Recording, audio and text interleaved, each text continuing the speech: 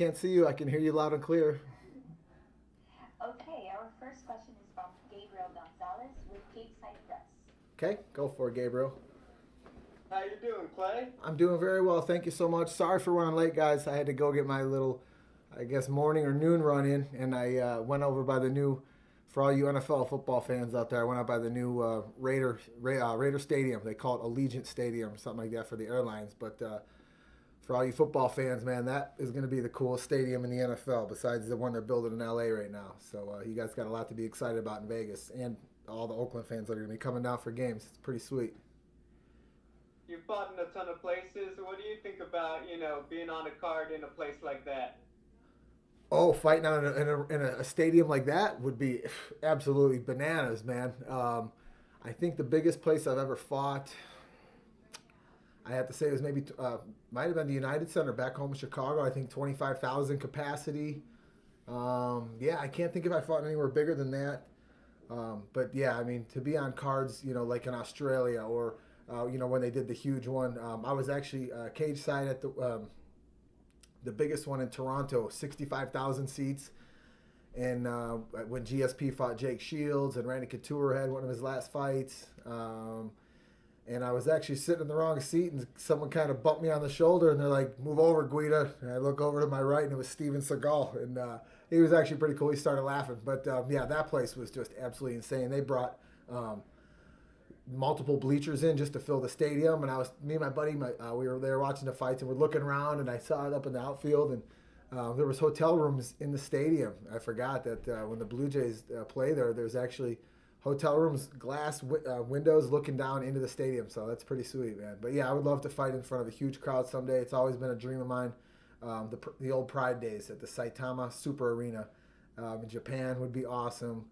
Yeah, it'd be cool to hear the fans chanting Guida in a big 50 or 80,000 person venue or something like that. I'm glad you bring that up. Obviously, one of the biggest times where you got that big cheer was your fight with Diego Sanchez, which I don't know if anyone's told you, it'll be this Saturday's fight, 11 years to the date of that fight. Do you take anything from that kind of coincidence or that symmetry? Hey, man, I'm glad you brought that up. I knew because last year when we had our Hall of Fame induction, thank you very much to the UFC. Thank you for Diego Sanchez because couldn't have done that by myself, obviously. And it's amazing because it feels like that was just yesterday. And this whole fight week has been awesome. A lot of similarities to my UFC debut back in 2006 at UFC 64 at Mandalay Bay. And I got into my hotel room this week. I opened the window just to kind of see what my view was. And boom, first thing that popped out was Mandalay Bay. It's the only casino I can see from my, from my hotel room. So that's pretty special. And then I just went for a run, and I was by the Orleans, which is near the Palms, and some of my greatest fights, even though I didn't get my hand raised, the Huerta fight, the Diego Sanchez fight, the Anthony Pettis fight, those will be ones that people always remember. And it's there's so many reminders, of the beginning of my career and all the cool things, all the cool experiences, the people, the relationships, the fans that we've met, the places we've been, the places we've traveled to. One thing I took from the Diego Sanchez fight is what my coach and my brother were telling me all camp. Don't back up, dummy. Don't back up. And what did I do at the very beginning of the fight? Diego rushed me, and I just kind of backpedaled, and then came the onslaught, and he just, that barrage of punches and knees and kicks, and he opened me up, and then the kick heard around the world. So I definitely take several things from that fight, but that was one where the whole tide of the fight changed immediately. And I thank him for that because he taught me a valuable lesson, and that probably got the fight of the year, nod just because of that exchange right there. So thanks, Diego. We're coming up on 11 years, man. Pretty amazing. We're still going at it. Hey, thank you, Clay. Thank you, sir. Our next question is from Mike Bond with USA Today Sports. Hi, Mike. How you doing? Yeah, Clay, how are you? I'm very well. Thanks a lot for having me on the show, man. Yeah, no worries at all. I'm curious how excited you were when this fight with Bobby came back across the table. Obviously, you were supposed to fight UFC 225, and it didn't happen. And I know you were pretty upset. You did talk some trash. You called him a coward, Bobby Yellow, all that kind of stuff. You still hold any of that resentment towards him? Nah, that's one thing I've never been personal. You know what I mean with my opponents. I don't know them well enough to dislike them. I don't dislike anybody. You know what I mean. Life is too short for that. I know it's going to be a dogfight. I know Bobby's going to come prepared. He's going to come ready because I know he wants this fight too. And he's a gamer. You know what I mean. He comes to put on a show. He's flashy. He's excuse me, good striker, good wrestler, good athlete, and it's going to be a great fight, man. It's a bummer that he's had to back out of a few fights, a couple against my coach Danny Castillo. So I'm getting this one. I'm doing this one for the team. There's some payback. We were going to put on a show in Chicago, but hey, it's better to be back here in Vegas and on my 30th UFC fight. So I'm super pumped about this matchup, and I know he's going to bring his best game. Yeah, so at the time, was it just frustration that you had lost a fight, maybe uncertainty around that, and it kind of just came out a little bit towards them? Oh man, it's just hyping up the fight. That's all. You know what I mean? To me, the only ones we're hyping up are the main events. You know what I mean when they're talking trash because those are the ones that get all the eyeballs on it anyway. So, yeah, we're ready to rock and roll come Saturday night. Well, and I'm curious, one last thing, the elements going into this fight on Saturday. You're a guy who feeds off the energy of a fight night, of a crowd, all that kind of stuff. None of that is going to be there on Saturday. How do you think that's going to impact you, from a mental perspective, from your energy in the cage, all that stuff? Yeah, you make a good point, man. But I tell you what, we got people coming, we call it the Guida Mafia, friends, family, teammates, relatives, coaches, kids I've coached from coast to coast are coming out to Vegas. And don't be surprised to hear that Guida chant throughout the strip, throughout downtown Vegas, all over the place, man. I know it'll be silent there, but I know each and every one of our fans and friends, family members, they're going to be right there with me like they always are, man. So we put on a show for the fans. It'll be kind of cool to be able to tune them out a little bit and focus on the coaches. But that's one thing I think sets real competitors apart and the best athletes apart from the rest is being able to focus on, the task at hand. And I've always been able to hear, my head coaches and my brother, my cornerman, even when we're fighting in a jam-packed stadium like Vegas, or Anaheim, the Duck Pound, I fought Ben Henderson, you know what I mean? It's just, that's really what sets, the best apart from the rest. So I'm pumped that everyone's going to be out here. And to me, it'll be like, I'm sure you've heard this a lot. I grew up, from a lot of wrestlers, but yeah, I grew up in a small little village where there'd only be maybe 10 people in the entire gymnasium. So it'll be like that, or just another sparring session at the gym, man. So task at hand, get the hand raised, and just go out and have fun like we always do. Yeah, and one more actually. Do you think the small cage benefits you? Because I know you fought there before, right? I like the palms and stuff, so you're a little more familiar with this environment than a lot of these other fighters will be. Yeah, well, my last fight here was against Anthony Pettis, and I believe it's that same 25-foot WEC cage. So it definitely favors me. Everyone knows I like to close that distance and make it a dogfight. So come Saturday night, you guys will see. Well, thanks, Clay. Thank you, sir. Next question is from Damon Martin with MMA Fighting. Yo, what's up, Damon? How you been, man? I'm good, Clay. How are you? Very well. Great to hear from you, man. Absolutely.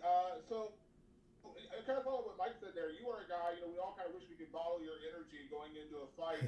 But do you feel like that actually will help you, going in, coming out to your music, and Jason, giving you a couple slaps? Like, you always have that energy, and I know you do feed off the crowd, but do you feel like that will help you, that you always are you always keep that energy going into a fight? Because some people have said it is weird walking out without a crowd and not having people cheering, things like that. Yeah, I think it's only going to benefit us. You know what I mean? I'm able to channel that aggression, channel that excitement, into my coaches, into the fight. And you guys know how I get. Sometimes the walkout is more fun and more exciting than some of my fights. You know what I mean? So that minute or 90 seconds, however long that walkout is, man, to me, it's I say it all the time.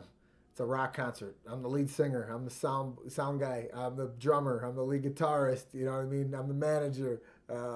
I'm security. That's my concert. That's my stage. And nothing's going to change, man. I'm going to lead the dance come Saturday night, with or without a crowd. I know people be cheering across the country, across the world for us. And the fact that it's on ESPN, I just found out. I thought we were going to be on ESPN Plus. I hope I'm not speaking out of turn, but I'm pretty sure the whole card's on ESPN. So I'm pretty pumped about that. It's awesome. Yep, you are on ESPN. That's true. Sweet. With that being said, you're a guy, Clay. You've been around the sport and been fighting at the top of the sport for so long and so many years. I had this conversation with Jim Miller about a week ago. Like, Mhm. what do you feel like separates guys like you and Jim and maybe a Joe Lozon, those guys who have been around, continue to fight the best guys in the world, and have a career? You mentioned you debuted in 2006. We got to be honest, the guys who were fighting at the same time in 2006, the list of guys still fighting in the UFC today is very, very slim. You know what? That's a great point you make, man. And I can attest it to just simple toughness, durability, and the never say die attitude. If it's something you really love, you're always going to keep passion for it. You're never going to let that die. That tradition. And that tradition started years ago when I was 6 years old in the sport of wrestling. I got in this before I even knew, you could make money at it. I used to call it vending machine money when I used to fight on, some of these old, these old Midwest organizations, the Extreme Challenge. Monty Cox would give me and my brother what I call vending machine money. We would get like $50 after a night of fights. You know what I mean? And that was literally all we could spend it on, man. We would go right to the vending machine at the little hotel that we would be put up at, in Minnesota or Iowa or Indiana or Wisconsin or somewhere in Illinois. So obviously the first passion, the first thing is always, it's got to be, you got to love the sport. You got to really, want to do this for, first for the love of it, then, second, make a living. And we've been very fortunate to, have some success at this. And, number one, the sport of wrestling has gotten me here. It's kept me here. And I feel like I can speak on behalf of guys like Jim Miller, you know what I mean, who is, I've looked up to for so long. I was lucky to get in there and, have a short go at it with him. And, Jim's one of those guys. Donald Cerrone's he's got 30, I think the most 34, 35 fights between him and Jim Miller. They have the most fights ever. It just comes down to mental toughness. And, I've had 1,000 wrestling matches in my life just about. So it's at the end of the day, it's all about wrestling, man. And last question to that point. We see the videos you training out with the guys at Team Alphamale. You're still in there. You still love it. Seems like you always have a smile on your face. Would you say your passion for the sport now is just as great as it's ever been? Yeah, absolutely. What Uriah Faber has done, I call it the MMA Mecca, or his gym, the Mecca of MMA. What he's done over there, and not to mention we've got a new 12,000 square foot addition. So it's literally one of the biggest gyms and probably in the country. I think we're pushing 40,000 square feet, and what he's done for the sport, what he's done for his members, what he's done for the city of Sacramento is astronomical. You know what I mean? To see guys not just come from around the U.S., but people come from all walks of life, all over the country. All over the world to come and train with Team Alphamale, and that speaks volumes, for Uriah, for the brand that he's created. And he's never asked for a penny from anybody. He's always done it just out the goodness of his heart, and being there for the last 5 years is really helped, get me to that next level, that next stage of my career. And that's what's going to keep me here for a while, It's the pedigree of wrestling, you know what I mean? He runs it like a college wrestling room because he wrestled in college, and that's where I really needed to be around. It's just fun. I love working out with those guys, and we're all very like-minded, and we push each other to extreme limits, you know what I mean? And we know we can beat anybody, and that's the place to do it. Thank you, Clay. Thank you so much, D. Our last question is from Alistair Bishop with MMA Republic. Hey, how you doing, man? Thanks for coming on the show. Thank you, Clay. How's things going? Very, very well. Thank you. How about you? Fantastic. Thank you. All right. First question's from South Africa. We want to know when we're going to see fins and feathers out here in South Africa. I'm sorry. Can you repeat that one more time? Oh, when are we doing? Do you say when are you doing a fins and feathers in Africa? Yes, sir. All right. We're gonna have to talk to Chad Money Mendez, my business partner and teammate, about that one, man. I would love to come down there. I know Chad's hunted some exotic game out in New Zealand. I think red stag. Him and TJ Dillashaw. And he's hunted all over the country, and I believe a few different countries as well. So I would love to come on that trip. I'm just starting now to learn to hunt. I've only gone on a couple of hog hunting trips, and they were both super cool. I feel very spoiled. I got to do my first one in Florida with my dad, my daughter, her stepdad, my nephew, my brother-in-law, and we got to shoot these hogs out of swamp buggies. They're like these cool looking, they look like rock climbing like outer space moonwalker like mobiles, man. So those are pretty sweet. And then my next one was on a Fins and Feathers trip. Chad Mendez asked me to go on a helicopter hog hunt for him because he couldn't make it. So we got to go out to this amazing ranch near Austin, Texas, in the middle of nowhere. And yeah, I shot pigs from a helicopter. It's pretty pretty sweet. It was like a video game, man. Yeah, it was like cheating, man. So yeah, I would definitely. I'll run that one across Chad and look us up sometime. Shoot us an email. Shoot him a message on his Instagram or whatever on his shoot him on his email, and maybe we'll come down to Africa, man. Fantastic, sir. Just want to ask about this more recent part of your career. BJ Penn, Jim Miller. You had a little session in the quintet. Gregor Gracie, Renato Sobral. Yeah. It just seems like you've carried through this excitement and just generally having a good time. So what are the fights that you're looking for that would really get you excited at this point in your career? Yeah, you know what? That's a very good question because it seems like lately I've been just fighting veterans for as long as I can remember now. I don't remember fighting like a new up and comer. And I think maybe the UFC, they like to pair me against them because they know it's going to be an exciting fight. They kind of like to keep guys that have been a name in the sport, a household name, whatever you want to call it. They want to match them up together because they know we're going to put on a show. And man, it was an honor. Yeah, I got to say, BJ was probably arguably one of my favorite victories, man. And to be in there, obviously, he's fought everybody. He was, I believe, the first two-time champion. I think it went him and Randy Couture back to back, in two different weight classes. Not to mention, he fought my original coach, Joey Gilbert, in their UFC debut, their UFC bout. And so it was cool to watch my career come full circle. Joey fought him at the beginning of their career, and I'm, fighting him, and that was, one of BJ's last fights in the UFC. So it's pretty special to me.